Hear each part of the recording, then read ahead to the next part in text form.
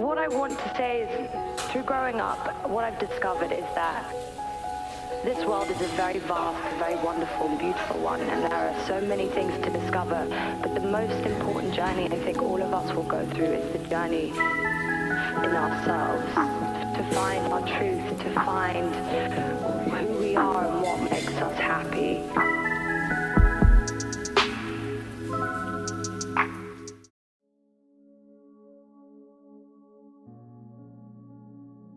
So we are going to mark chapter 5. There is a man, he is from the synagogue. Now synagogue is a place, a religious place of the Jews. He is from the religious place, which means he is one of the priests at the synagogue, and he comes and he waits for Jesus and he falls at the feet of Jesus. Imagine he's religious, and there are so many religious leaders who were just mocking Jesus. But this man comes, he touches the feet of Jesus, he falls at his feet and says, "My daughter is dying, my daughter is sick, can you come and help me?" And Jesus says, "Yes, I'm coming." Okay, and the moment Jesus tries to go with him, there is a distraction. Okay, and this can happen in your life where you feel you're asking Jesus, and then there is a certain distraction that you feel somebody else is getting a miracle, but you are just standing there waiting for a miracle. But you have no idea that he's just putting you through a test. He's just building your faith there, right? He is testing you as you're waiting. And then there comes, as he's about to go, because this man's daughter is sick, there comes another lady and she tries to get the attention of Jesus. Now this lady, she has been sick for 12 years with bleeding issue, and she has spent everything that she had on her sickness. She went to the doctors and she has spent all her riches, her fortune on the doctors, but she has not felt all right. She has not been healed. So she comes secretly. In those days, like you see among Hindus, they don't, and there is an issue of blood. The woman does not go into the kitchen. Or in those days, imagine years and years back, thousands of years back, the woman was not supposed to come in public, and she's categorized as a sick woman, so she has to what do we say? Stay away. What is that? Social distancing from everyone, and yet she's secretly coming and trying to touch the hem of Jesus' garment. And she says she has tried everything, but let me, if I only touch the hem of his garment, I will be healed. Yeah. So she's doing secretly. This is what I was feeling. Even the silent ones are going to be noticed today. I don't know who's silent. I don't know who's silently. I don't know what sin you have. I don't know what need you have that you have not even told anyone. But you are trying to reach out. And today is your day. Whatever that secret is, whatever that silence is, which you cannot even show others. Like that woman who was sick. She was not supposed to be there. She's not supposed to be in public, but she's secretly and silently trying to touch him. And then Jesus says, somebody touched me. Who is it? And his disciples are always like, many times they were like duds. They were not getting it.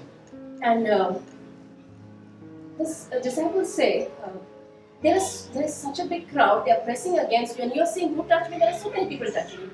But Jesus is very particular about that one silent person. One person who has that secret thing, who's trying to touch him and trying to get a blessing, get a breakthrough from him. And he says, "No, wait, there is somebody who touched me." And he just tries to look around. And that woman comes to know that he will not leave me till I come and testify that you touched me and that it was me who was secretly. Because he says that the power released from my body. Yes. He says, I feel the virtue flowing from me. He can directly feel, he can very confidently 100% feel that something inside of him is going towards someone, not the whole crowd. Okay? And today also, you can feel his power coming to that secret thing that you have. That person who's silent, that person who has been holding that secret. You are trying to reach out to Jesus and feel the power of God touching you. Feel the power of Jesus touching you. You don't have to bother about the crowd, is what Jesus is trying to tell that woman. Just come and identify yourself to me. not to the public, not to the crowd. Okay, no matter what your sin is, no matter what your what do you call it? A drawback is. You are secretly touching Jesus today, and He is releasing His power. Sing.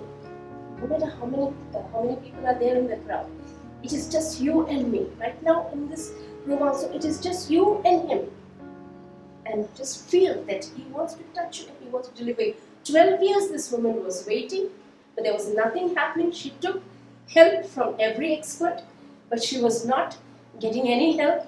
But now she's come to Jesus and secretly going there, and He says, yeah, today is your day for the breakthrough, right? Today is your day for the breakthrough, whoever is believing. But Jairus is just waiting.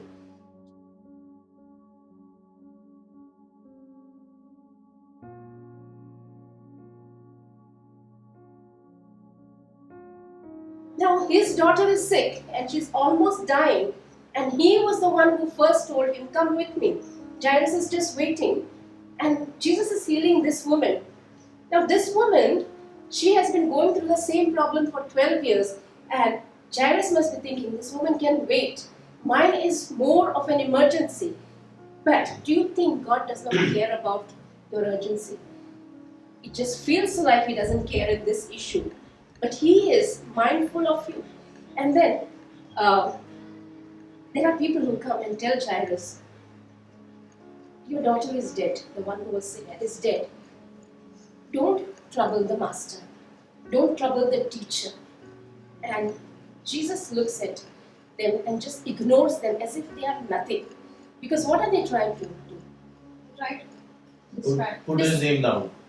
Yeah, discourage Jairus from believing for a miracle. They are here to pronounce that it is over. It is already too late. But Jesus is applauding silently, applauding Jairus, because Jairus, even though they're saying, your daughter is dead, he's just standing there believing. He's waited there for so long, and he's still believing. So, we have to know that with Jesus on our side, it is never too late. It is not too late for everything. You may say, "This, I wish I had figured this out earlier. I wish I had sorted this problem out earlier. I wish I had done this earlier. I wish I was not so late." But you must know that with Jesus on your side, it is never too late. Don't say it is already too late. He likes to be troubled. Don't say, don't trouble Jesus. Don't trouble the master. Don't trouble the teacher. Because the teacher wants to be troubled. Why he wants to be troubled? Because he's getting more time. Yes, it's not that. He sees that you trust in him. Even though, no matter what has happened, like if you have knocked once and you just give up, that means you don't have that much trust in him. But if you just knock and knock and knock, please Jesus, this is my issue. You have to help me. You have to day in and day out to trust him. Then he knows. Then he knows that you are trusting him enough, and he will never overlook your case. So don't ever say it is already too late. It is not too late for you to get married. With Jesus, you are at the right age of getting married. You are at the right age of getting children. You are at the right age of studying. You are at the right age of your breakthrough. You are at the right age of your breakthrough. Don't think, I wish it had happened last year or 2 years back. I don't have time now. Because he can turn around. He spoke to the storm. He spoke to, when he was making wine, how much time does it take to make wine? It takes months. Months, probably 6 months, right? Yeah, Yes, 6 wine. 6 months. When he goes to a place where at the Cana wedding, and his mother says they ran out of wine, do something. First he hesitates, and then he just takes the wash water. It is not even good drinking water. They have kept that water to just wash the feet. It's wash water. And out of that he makes the wine immediately. And that within that time, at that event, they don't stop the celebration. They go out and have fun. And the person who brings the first goblet of wine says, how come you kept everyone serves good wine first, but you guys kept the best wine for last, which they don't even know that this is just now prepared by Jesus, right? So what he did was he took power over time. Instead of 6 months, he did it within an hour. Do you understand? Everyone understood? Yes. Instead of 6 months, you would have said it should have happened, your miracle should have happened last year. But he says, I'm in charge of time. I created time. I was there when God the Father was creating time. I was there. Why do you have to worry about time? Right? You trust that your time is also not wasted. Okay? And then he starts going with Jairus. And there, outside, they are already mourning. Don't get into mourning. Don't think it's already late. Get into a mode of celebration and see how God lives up to your expectation. Once you get into a mode of mourning, you have already put him down. His expectations, you have put his expectations down. But if you have raised your expectations, say, I'm not going to mourn, I'm going to celebrate, no matter how it is. I know he will come by. See if he will not live up to your expectation. Okay? So then, because these people are there mourning, they are saying, you don't have to do anything. Teacher, you don't have to do anything. The girl is already dead. And he says, no, the girl is not dead. He is sleeping. So sometimes you don't even know. Jesus can see your problem. You're thinking it has turned very bad. But he can see that it is not that extreme. It has not gone to that extreme. Like probably what if the girl was really sleeping and not dead? But these people were there to just pass a judgment on that girl without realizing that girl was 12 years old. Now she has not even lived 10% of her lifetime. But they were already so quick to say it's over for her. They don't bother about the girl that she has to live a great life ahead. They are just so lazy that they just want to get done with everything. There are people who are so lazy, they'll quickly draw a conclusion and say it is over. Right? It's not even lack of faith, it is their laziness. They just want to get done with one thing, then they just want to get done with another thing. They don't care if others are affected by this problem. They don't care that this girl is so young and she has a lot of things to celebrate in the future, and their laziness can cost her her life. The mourners get out. He does not like any mourners. For your information, if you show disappointment at anything, you will see most of the time you will lose that deal. But you will just say, you will just go to the washroom, just freshen up and say, you know what, I'm just going to take a break and I'm going to touch this issue, this deal once again, and just happily you come back. You will see most of the time, 99% of the time, you will win that deal, right? So he does not like mourners, he does not like people who are quick to get into disappointment, or quick to get into depression. So today, make up your mind. When you read this passage, you will know from Mark 5 that he does not like mourners. He likes people who celebrate. Okay? If you will celebrate anytime, I think I had told Christmas time, everybody, just celebrate. We didn't even know that we were going to have a party. I had told everyone, just put up a tree, do anything but celebrate Christmas. Okay, and it was very, very early for us when we had started praying. Nothing was even the messages, the word was also not coming that strongly. But I had told you all to celebrate because it makes a lot, because we are his children, right? And which parents will like to look at the child crying? Any parent who will like to see a child crying?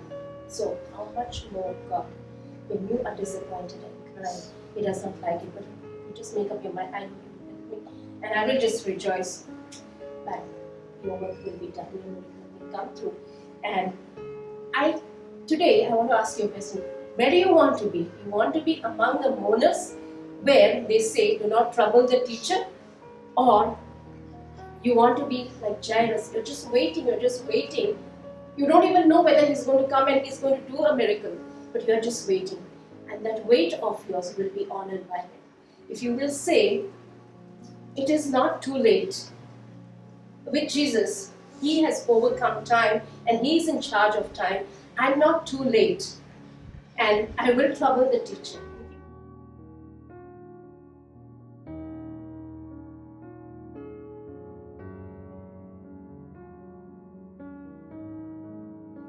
Father, in the name of Jesus, we thank you for your word, Lord, and we declare that it is not mute, Lord. The world may shout aloud, Lord, scream aloud, Lord, saying, you are late. But we declare that we are not late because you are with us, Lord, and you take charge over our time, Lord. Nothing. We have not lost anything. We have not missed out on anything. And we thank you for such a great teacher that you are. You are a great teacher, Lord. And we want to learn from you. We want to learn more and more from you so that our lives get better and better. Our mind, our wisdom gets better and better. Our careers and everything, our families, everything about us, including our health, gets better and better when you teach us how to live this life. In Jesus' name, I pray. Amen.